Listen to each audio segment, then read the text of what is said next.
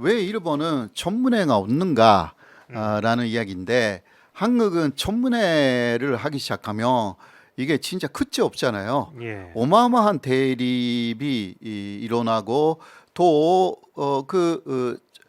천문회에 참석한 사람에 대한 그 가전총회 이야기, 개인총회 이야기 그것을 중심으로 공격을 하잖아요. 그렇습니다. 예, 일본은 거의 그러한 현상이 없어요. 그 장관이 될 때 그러고 보니까 청문회 하는 모습을 한 번도 못 본 것 같습니다. 예, 없습니다. 그 제도가 없고, 예.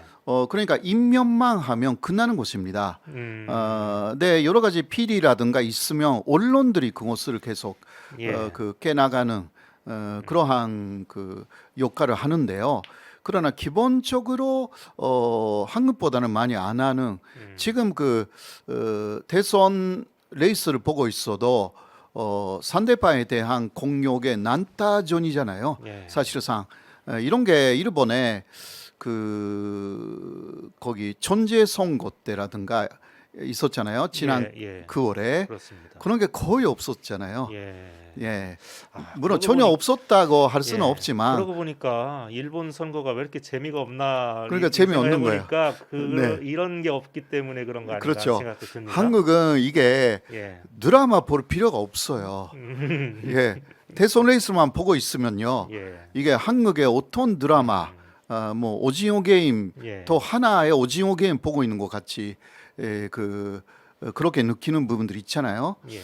자, 그런데요. 미국에도 천문회가 있지만 그게 거의 비공개로 진행시키고 한국 같지는 않아요.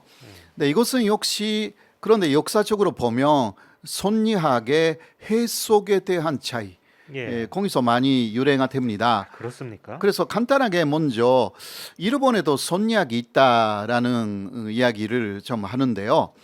일본 선리학은 13세기 전도에 일본의 스님이 손나라에서 일본으로 가져갔습니다. 송나라죠. 손나라. 송나라에 송- 그러니까 일본 스님이 예, 예. 유학을 가서 그렇죠. 거기서 배워가지고 들여왔다는 거죠. 네네, 그렇죠. 근데 불교 스님인데 그러나 그 유교의 그 선리학에 상당히 심취됐다고 합니다. 불교의 스얌판법하고 선리학의 스얌판법의 외경이라는 게 있다고 합니다. 그게 그 근초를 하는 게 있잖아요. 근초를 쭉 이렇게 하는 큰절이요. 근절, 예, 큰, 예, 큰절. 예. 그게 불교에서도 하지 않습니까? 그렇죠. 예, 그렇죠. 예. 네, 이러한 부분들의 콘톤점을 발견한 일본 스님들이 이게 더 논리적으로 잘 되어 있다라고 해서 선리학을 받아들였어요. 그렇군요. 그러나 예. 그때는 그 스님 사이에서만 뭐라 할까 그렇게 알려졌을 뿐 일본 중앙에서는 선리학 자체에는 별로 관심이 없었어요. 예. 근데 그것이 관심이 생긴 것은 도쿠가와 이에야스 때죠. 특히 그 임진왜란, 정유재란을 통해서 조선의 선리학자가 예. 납치됩니다. 일본에. 그건 저 그 역사책에서 배웠습니다. 그렇죠. 강항이라고. 강항. 예. 그 강항이라는 그 사람이 대표적이었고 예. 그 사람이 일본의 후지와라 세이카라는 사람에게 1년 반 정도 개인 지도를 했습니다. 예. 그래서 후지와라 세이카가 일본 선리학의 시조가 됩니다. 근데 그 사람의 제자가 도쿠가와 이에야스의 에도마프로 들어갑니다. 네, 그래서 에도마프가 선리학을요 중심 사상으로 만들었고 그 시기가 274년 있었는데요.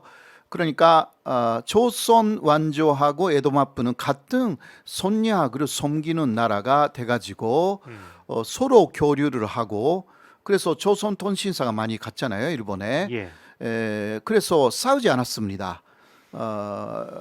그 274년간의 평화 시대가 같은 그 사상을 갖고 있었기 때문에 예. 그게 가능했다라고 할 수가 있는 부분이고요. 예.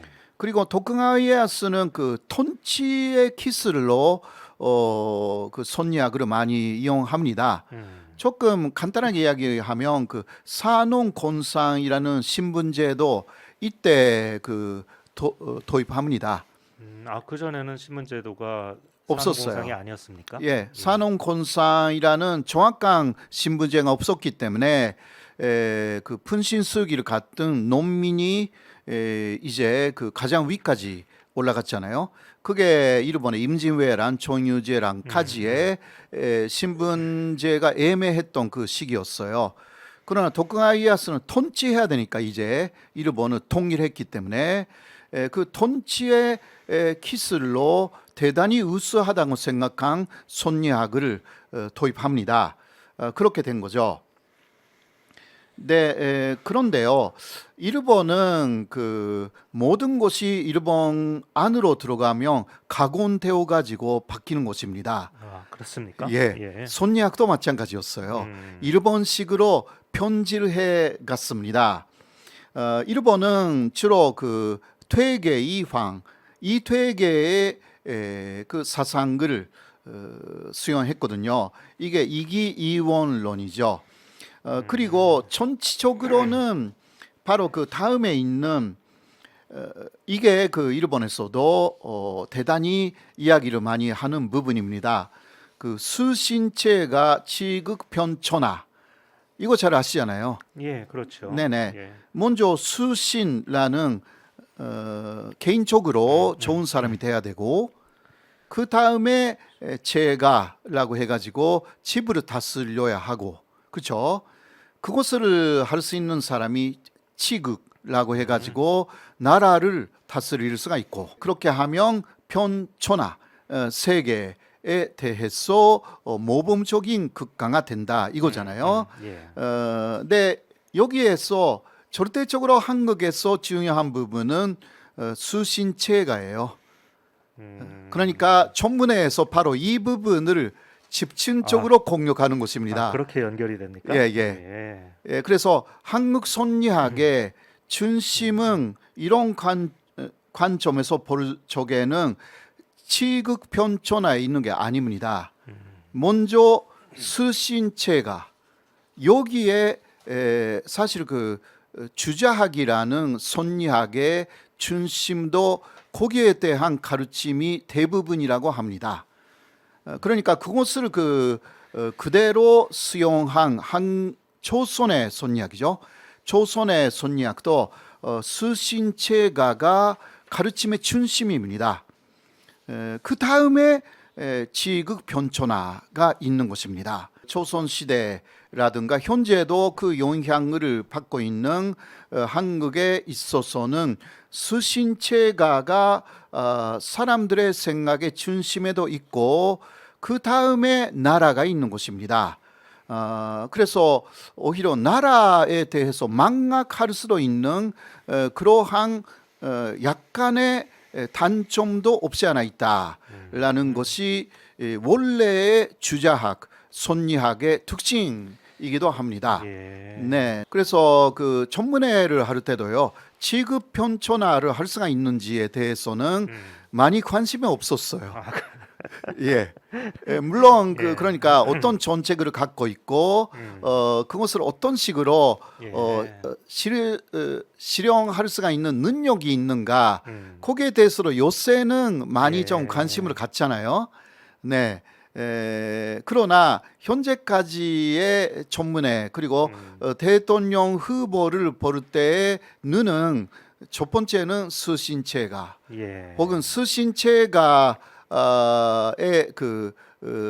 국민들을 볼 때 미치지 못하는 기준이면 이게 지급편천화를 할 수가 있는 능력이 있다 하더라도 그러한 사람을 대통령 후보로 뽑지 않았다는 거죠.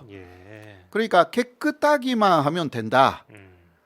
그러나 깨끗하기만 하면 아이가 가장 깨끗해요. 그렇죠? 그런가요? 그렇죠. 그렇죠. 이제 막 태어났으니까. 초등학생 혹은 유치원생이 가장 깨끗하잖아요. 예. 그러면 유치원생을 왕으로 모셔놓고 그렇게 과거에도 했잖아요. 예, 아이를 그 왕으로 시켜놓고요. 그러다가 나라가 망했죠. 나라가 망하죠. 예. 그러니까 취급 편초나에 대한 간조도 해야 되는데 그러나 그 많은 이게 연구자들이 말해요. 원래의 선약 자체가 스신체가에 간조점이 있다라는 것입니다. 예. 네. 그러니까 취급 편초나는 그 교육가적으로 할 수가 있는 그러한 내용이다.